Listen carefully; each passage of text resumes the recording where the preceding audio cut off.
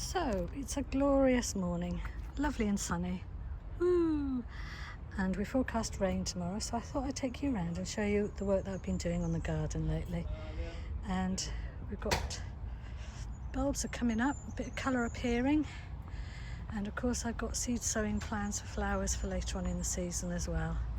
So I think this is starting to pick up quite nicely, really. Look back on it. It's getting there, definitely getting there. So if I take us round to my little slope, I've been doing some work here. For those who have watched over time, you'll know that I filled those buckets up with leaves in the autumn. Well, I have emptied them and I have moved them up the slope, and I'll show you where I've put them. But first of all, look at these lovely tete-a-tete daffodils growing along the wall. So definitely in the autumn I'll plant some more there.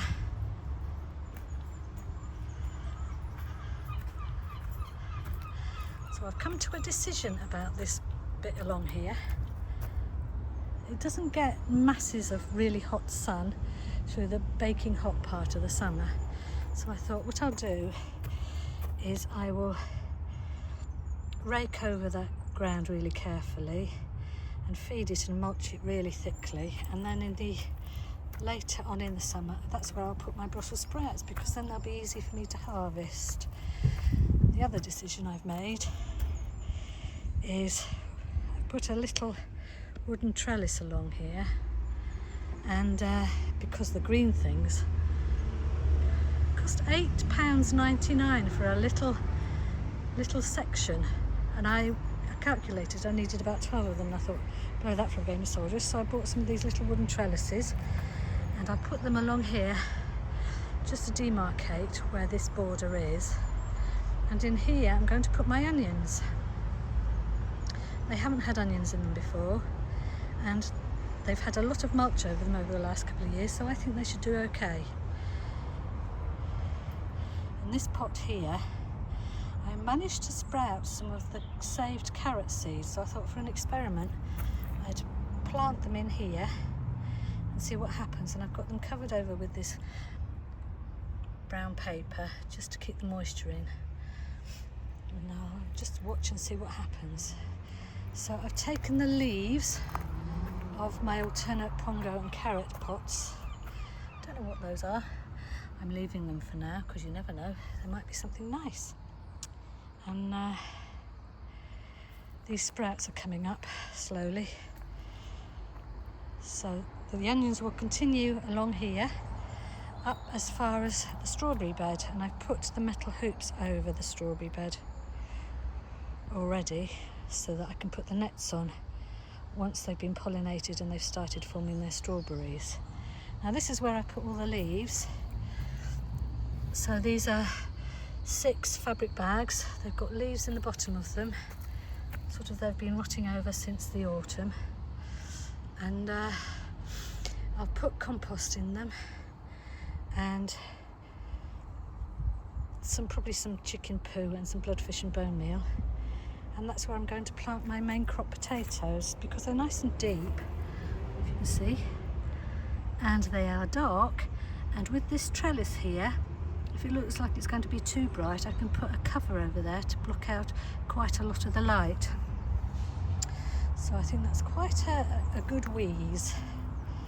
And the potato bag continues there, and there's a little one there, and then I've got a couple of sacks that are meant to be for potatoes, but they're quite flimsy, so I thought I'd put carrots in them along this bit.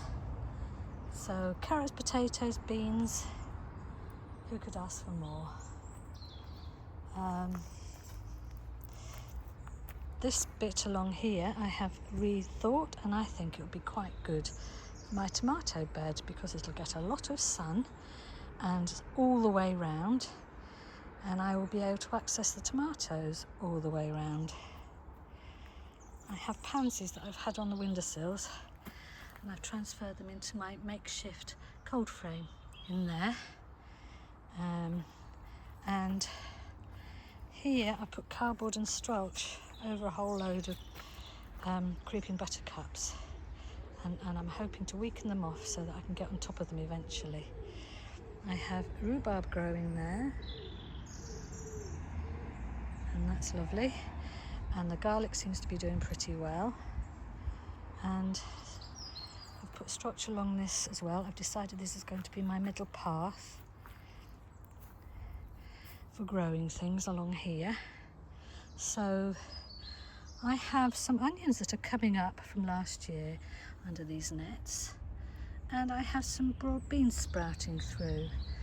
So I've got spring sown broad beans, well, late winter sown broad beans, but also the ones that I sowed in the winter that I thought were going to die are actually starting to perk up a bit now. So I'm hoping I might get about 18 plants out of the whole lot, which is good.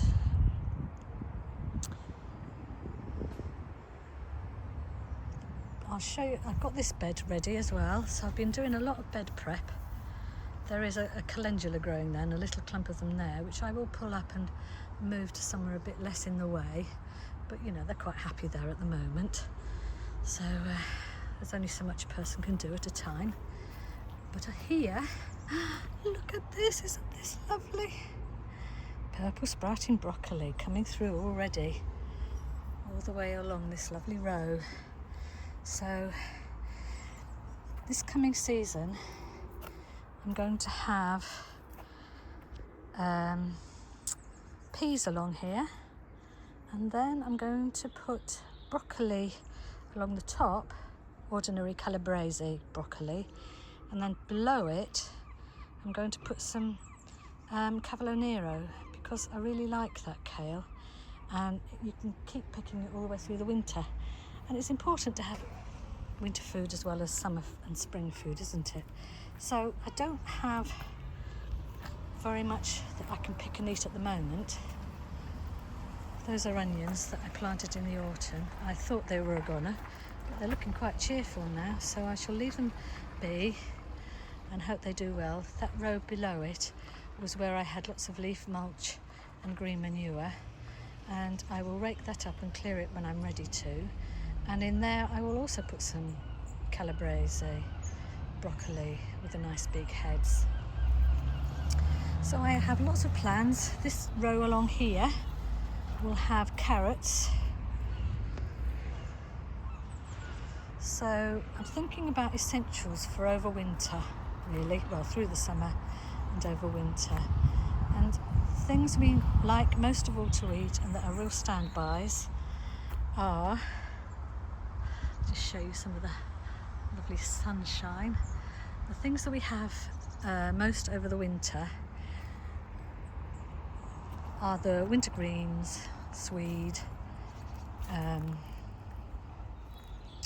broccoli and cabbage, but we also carrots and onions and potatoes and strawberries, and so it's important to grow what will help us keep trucking over, because now we're really running out and having to resort to supermarket food, and it really doesn't taste as nice. So this is my lovely garden for now. It feels so much better just to be out and a bit busy, but I better go in now because it's past my lunchtime, and so I'll see you next time I'm out here. Bye.